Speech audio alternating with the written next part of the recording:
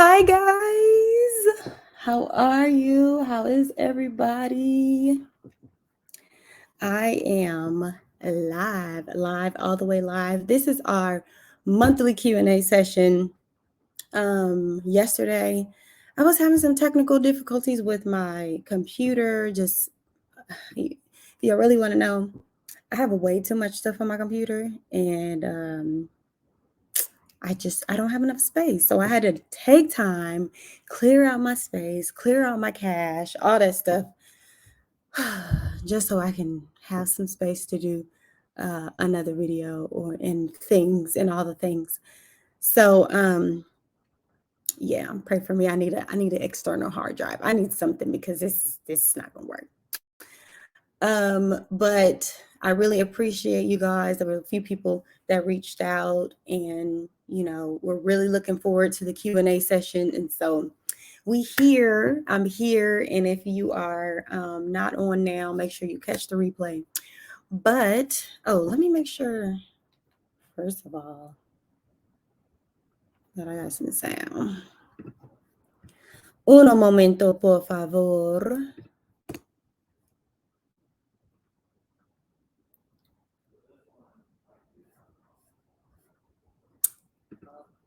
Okay. Yes, we do. Perfect. All right.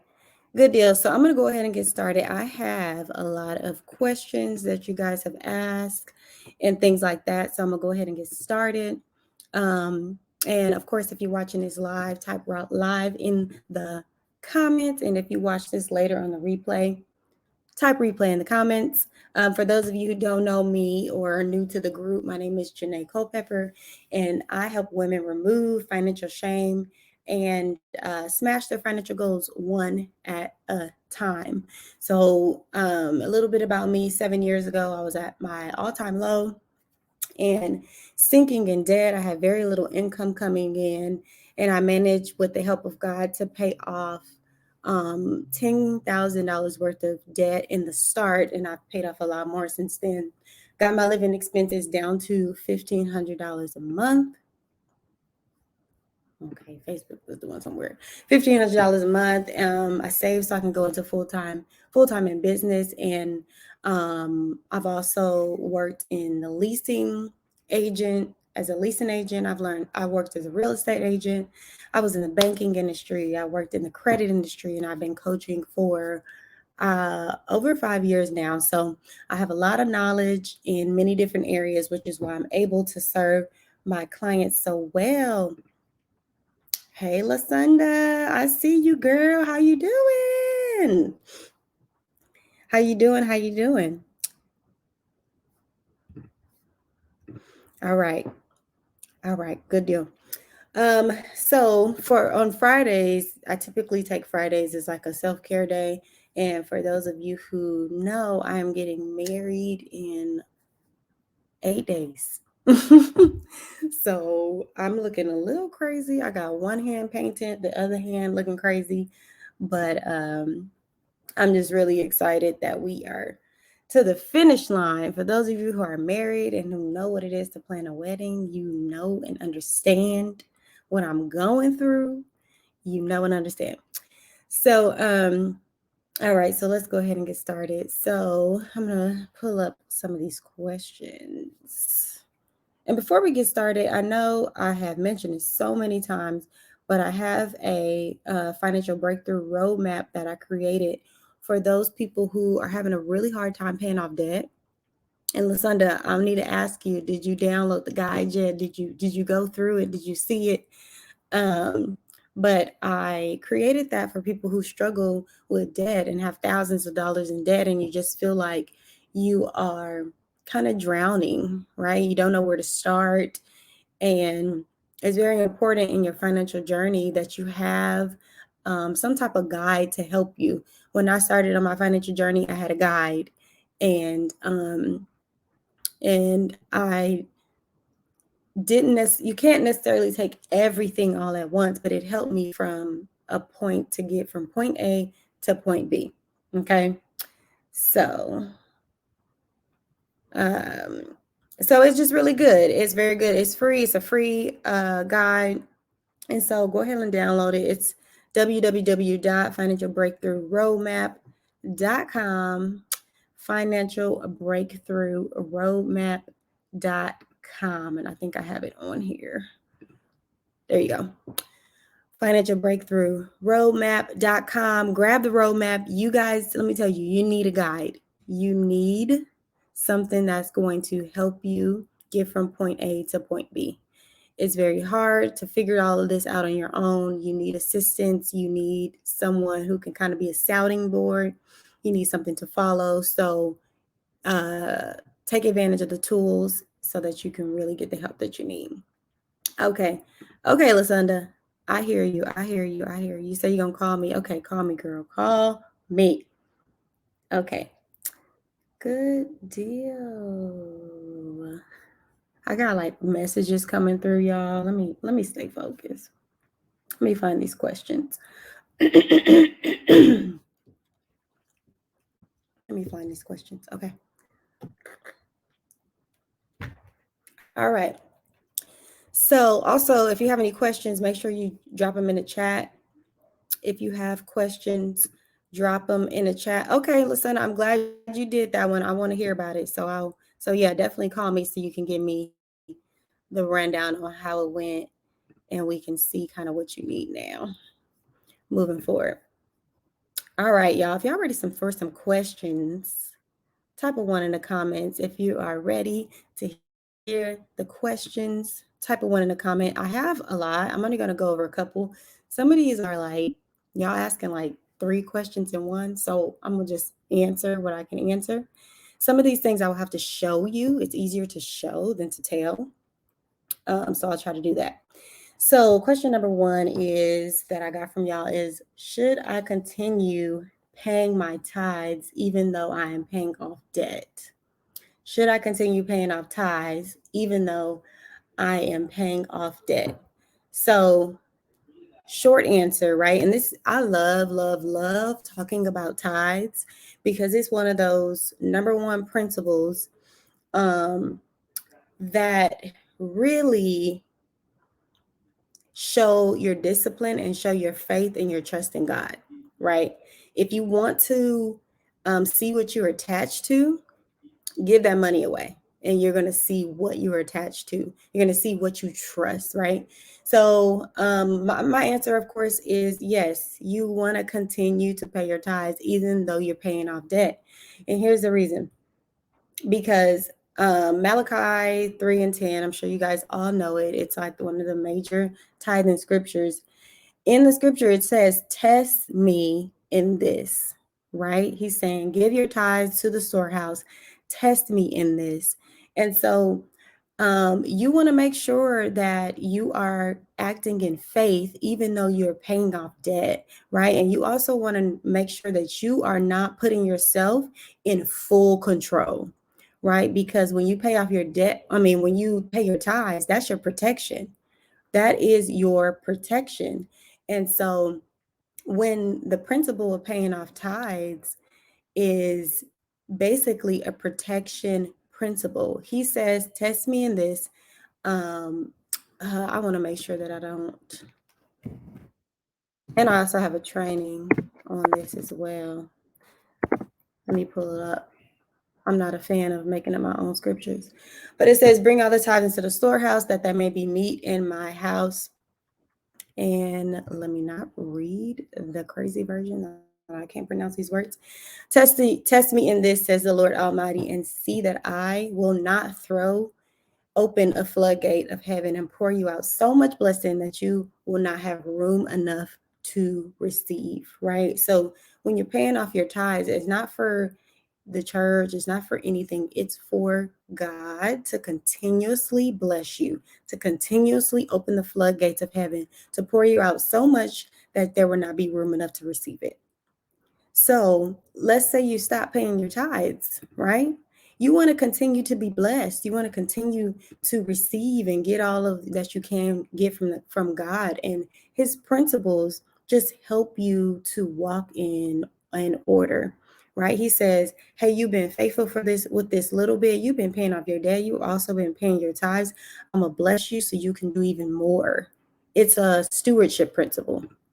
So it's a stewardship principle. So yeah, you even if you can't pay the fullness, like pay something because God honors your obedience in act of doing what the principle at hand. If that makes sense. And trust me, I've been there too, where I had so much debt that it was difficult. Well, it was difficult to pay tithes because at the time I didn't have a job, but God told me very clearly to get in order.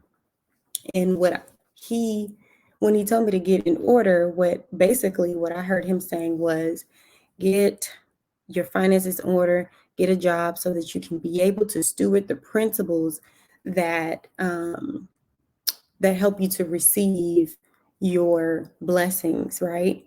And to help you to build your faith and help you to get to where you need to go. So that was a very long answer. Short answer is yes, you should continue to pay your tithes. And if you want to see the full training on that, I have a training in the group. And I believe if you just search tithing, you should be able to find it. All right. So, question. There's another question. Let me see here.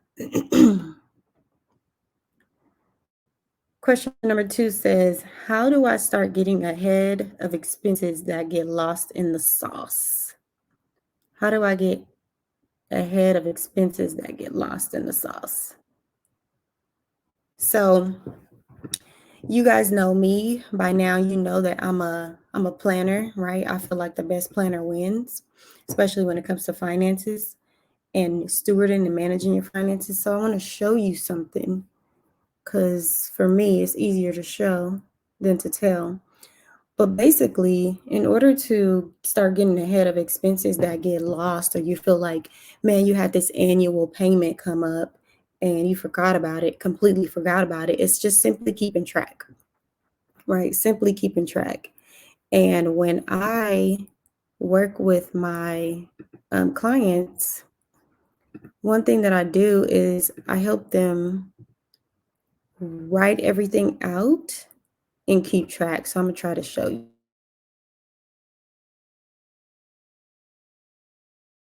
I've never done this before, so we're gonna see what this is. Okay. So this sheet here is the budget sheet that I give all my clients. Boom, boom, boom. It's detailed, but it's amazing. It will get your whole life.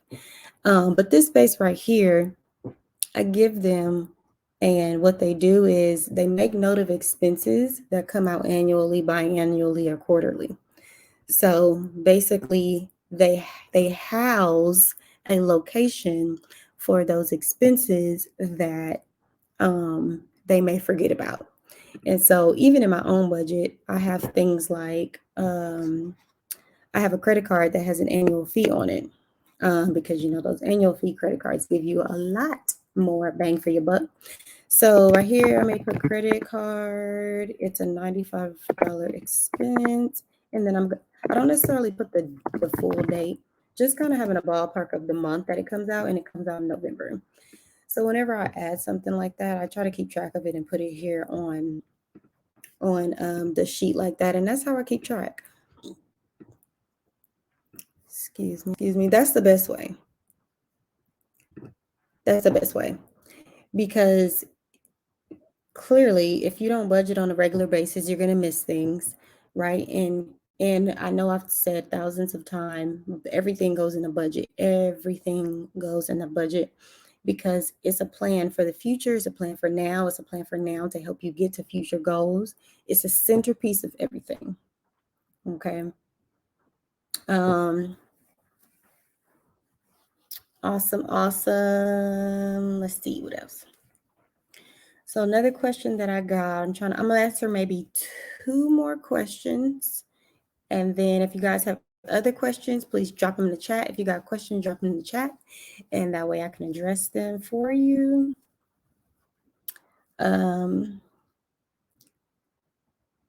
Okay, so this one said, can you talk about the importance of being content without?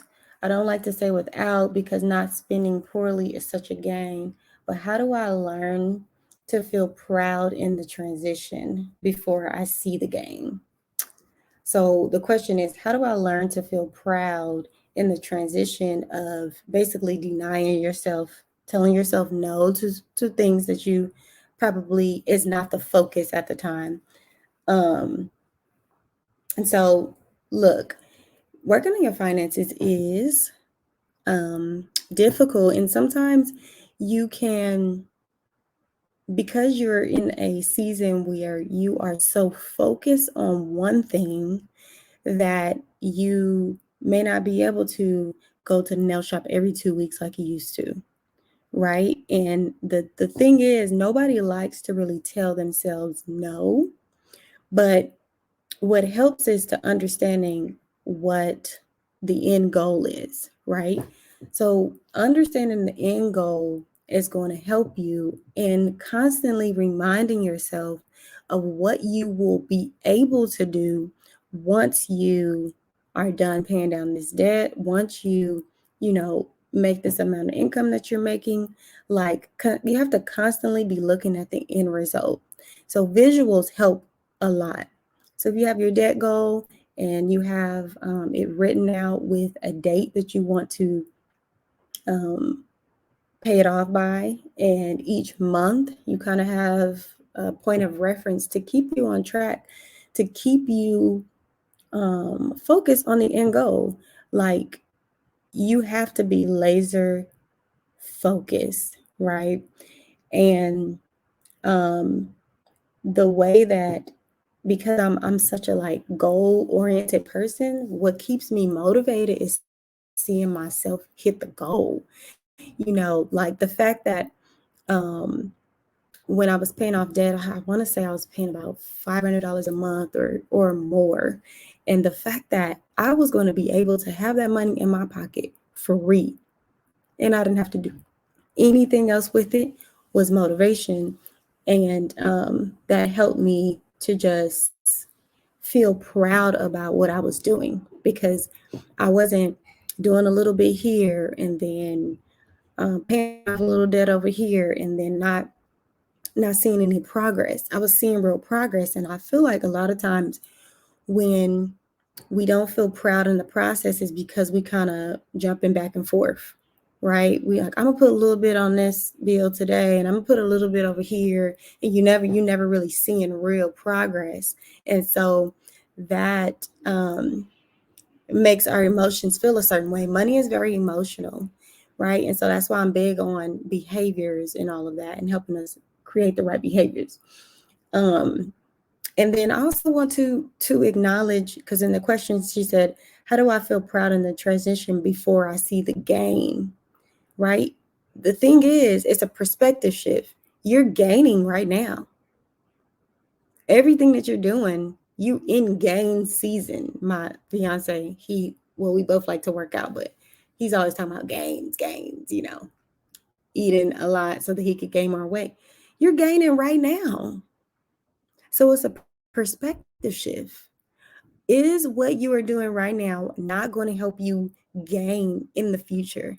So you're already gaining. You're already winning.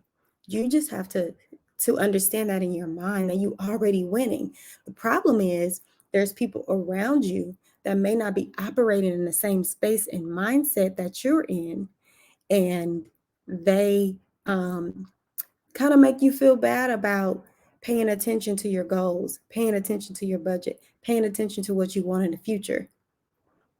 And I'm just here to tell you that those things don't matter. And what matters is that how you are going to be able to live a good life in the future, how you are going to be able to steward your money well so that you can teach your kids, how you are not going to be the one where finances is an issue in your marriage. Period. So, yeah, that's a long answer to that question, but celebrate your small wins. Keep track of what you're doing so you can see that progress. Stay on track. treat yourself if you need to, not every day, right? Not every weekend, but treat yourself so that you can feel good about what you're doing. And remember, I can always tie things back to a biblical scripture, Philippians 4:11, 13. In that, I feel like I lived out this scripture, especially when I was in a lot of debt and when I got out of debt. Because I tell my fiance, I say, listen, if we were to ever fall on hard times, which we won't, because we have wealth mindsets now. I know how to live with, or with much, or with little. And that's what Paul said in the book of Philippians. I know how to live with much, and I know how to live with a little bit, right? The key is, no matter what, these things around me, the money, the possessions, the wealth, those things don't determine my happiness and my joy, right? So I'm going to be content in the one that gives me contentment, which is the Lord. I'm not going to put my trust, love, all that stuff in things, in money and possessions, right? We paying off this debt, and we're getting our finance in order. Number one, to honor the Lord, to be able to have freedom and options to do the things that we want to do in our lives, so we're not bound by debt. But I know how to live on little, and I know how to live on much. So I think it's just a perspective shift.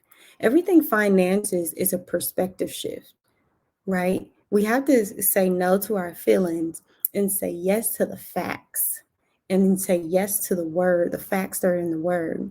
I'm content in God because He is the one that's my source, my foundation. Everything else can diminish like that, period. But we're going to put ourselves in right position, because God says that we are put on this earth to steward and to take care of the things that He's given us, right? He always gave us a job to do. And so that's how I can be content, because I know what my source is. And it's not money. It was never money, right? So drop a one in the chat if you feel good about kind of what I am sharing with y'all. I'm really just talking, so this is me every day. I like to get deep into things, and I know that I think a little bit deeper about things than most, but that's all good. Okay, let's see what's next. I'm gonna do one more question.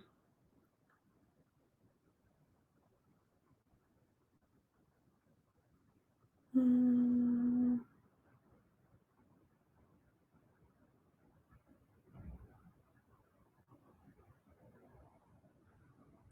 going to do this one. So this question says, what are the pros and cons of the debt snowball versus the debt avalanche? What are the pros and cons? Hey. What are the pros and cons of the debt avalanche versus the debt snowball? So I have a whole webinar on debt. It's called the Freedom Session. And pros and cons. So neither one of these debt strategies, there's no good and bad. Let me just say that. There's no good and bad strategy when it comes to paying off debt. It really just depends on what's the strategy that's going to work for you in your personality and your budget. And a lot of these questions, I have to see your numbers in order to say, okay, this one will help for you. But I'll give you some pros and cons. So debt snowball, right? It allows you to take a little bit of money to start off with your plan, and for you to roll it up into where that amount gets bigger and bigger, and you're able to slowly pay off that debt over time.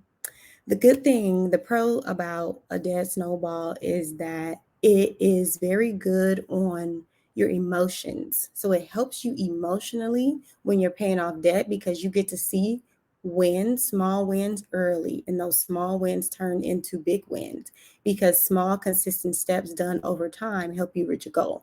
That's what the snowball effect, the debt snowball strategy is all about. So with the debt snowball, the con about it is you can end up spending more money in interest, because you're not necessarily worried about the interest. You're worried about just the number, just the overall number of debt. So if you have $50,000 total in debt, you're just going to break it up by each institution, and you're going to get that done over time, right? And the other con is it's probably going to take you longer to pay off the debt, and you'll probably uh, spend more money in interest depending on what kind of debts you have.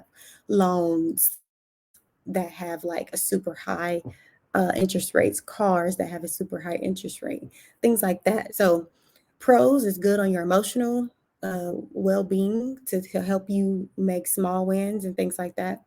Cons is um, you may spend more money, and it may take you longer depending on how much debt you have. Debt avalanche is the opposite. Debt avalanche is hard on your emotions, because in the avalanche, just think about, so think about a mountain, right? And in the mountain at the very top, y'all don't judge my nails. Like I said, I painted one. I still got to paint the other one. I'm trying to wait till next week to get my nails done for my wedding. But at the top of the avalanche, there's a bunch of snow that's about to fall, right? That's about to avalanche off of a hill. And so with the debt avalanche, you're taking a really huge, you're focusing on that huge payment at the top. So let's say you got a $50,000 loan, and then you have a $10,000 credit card, and then you have a $500 credit card. The goal is you're going to focus on that $50,000 loan first, because it probably has the highest interest rate. So with the debt avalanche, you're going by interest rate first. Whatever has the highest interest rate, that's what you're starting with, because the theory is, not the theory is, but factually, you're going to save more money by working with the highest interest rate and getting that knocked down first.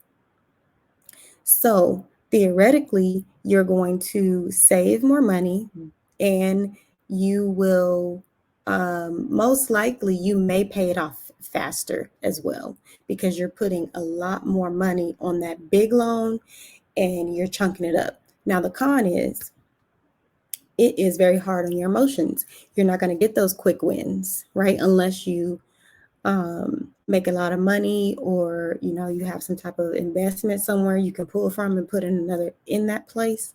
It's going to be hard on your emotions, because it's going to take you a while to get that first debt paid off, right? And then, like I said, we'd have to look at the numbers in order for you to really see that.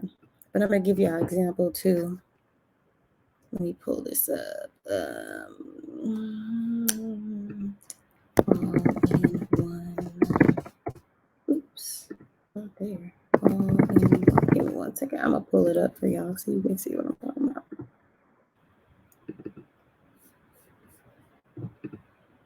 If I can, shoot. Computer is acting silly. Give me a second, y'all. Give me a second. But while I'm doing this, if y'all have any questions, make sure you drop them in the chat.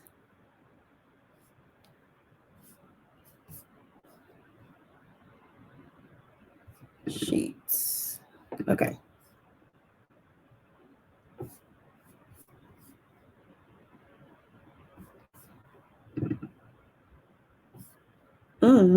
Things just don't want to pull up for me today. It let me pull up the other one. So weird. Okay, here it is. No, that's not it. Okay, I don't know if I'm gonna be able to do it.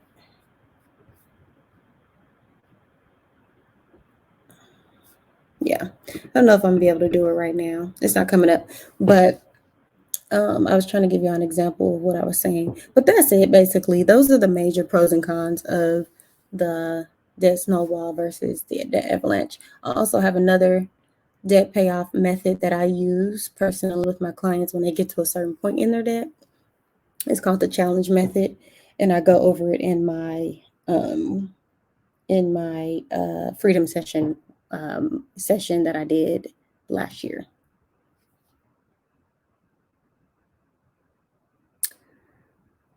Okay.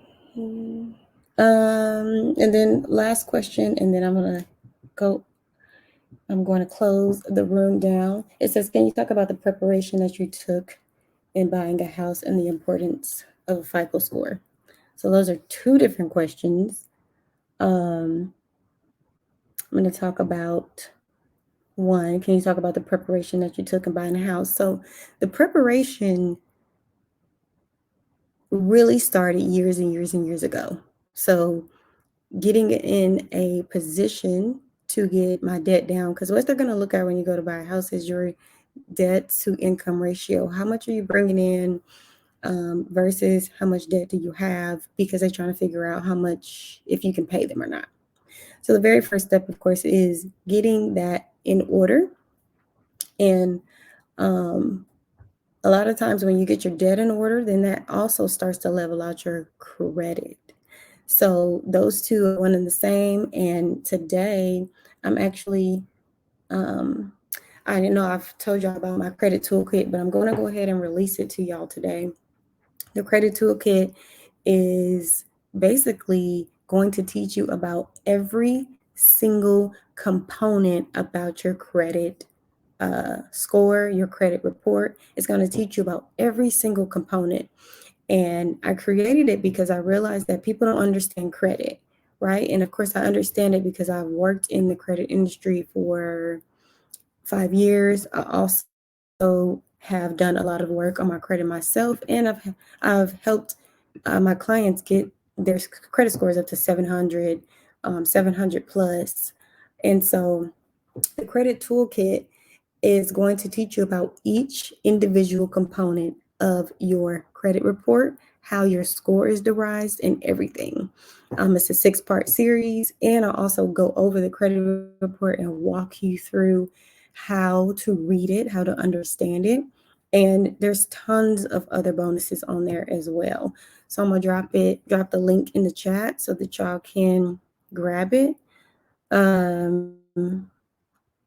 There is so much value in there. It's almost ridiculous. Like, you can learn so much. I remember I went to a credit seminar a long, long time ago, and there are things in there that I learned directly from FICO that opened my mind up and helped me understand creditors, and it helped me understand lenders, and it helped me understand what they're actually doing with my credit, why this item is on here, why is it worth so much points, what is credit repair, and what does it actually do, right? Because what people don't know is credit repair is only focusing on one piece of the pie chart in your credit, just one piece. That's it. So when a lot of people are like, well, how do I get my credit score up? Well, there's a bunch of other factors. There's 4 other parts of that whole entire thing that helps you get your credit where you need to be. So the credit toolkit is giving you exactly that. Each component in each step that helps you get your credit where you need to be. So the credit part, it's giving you each component of that. So I'm gonna go ahead and drop that in the chat so that y'all can grab it. If you are trying to buy a home, if you are just stressed out and you feel like you just don't understand it, if you've done credit repair and you basically said it didn't work, the items came back on my credit report, and I'm just confused at what the heck is this actually doing, then you're gonna want to grab it, because it's a quick lesson. You can probably watch all the videos in one day and get everything that you need from it and start putting things into place immediately so that you can get your credit in the right place for those of you who are wanting to buy a home.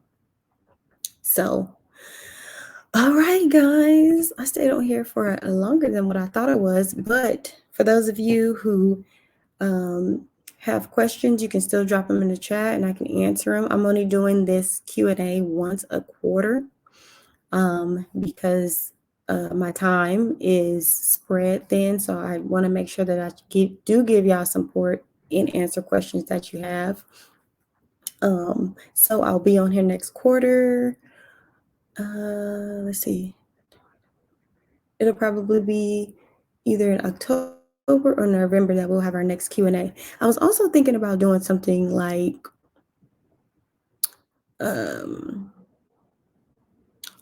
um, I don't know what to call it, like a lounge where we can just all come in and just kind of talk, girl talk about finances and things like that, because it really is not easy to talk about. And I realize that some people are so afraid to have the money conversations and to talk about money because it's so emotional. And so I want to create a safe space for y'all to come in and talk about those different things. I have a person right now who is separated, you know, from their spouse because of issues with money, just not lack of understanding, lack of knowing, and it's due to lack of having anybody to talk to about it, right? So instead of humbling yourself and getting the information that you need, you begin to be put in a place where now you are humbled by something happening instead of being proactive and having those conversations. So I'm thinking about doing that. We'll see kind of what that looks like in the future. But I really appreciate y'all hopping on. I see people hopping on. If you hopping on right now and you're live, go back and watch this whole thing so that you can get a couple of the questions that I answered. But thank y'all. Have a great weekend. And I will see y'all on our next Faithful Friday session. Bye.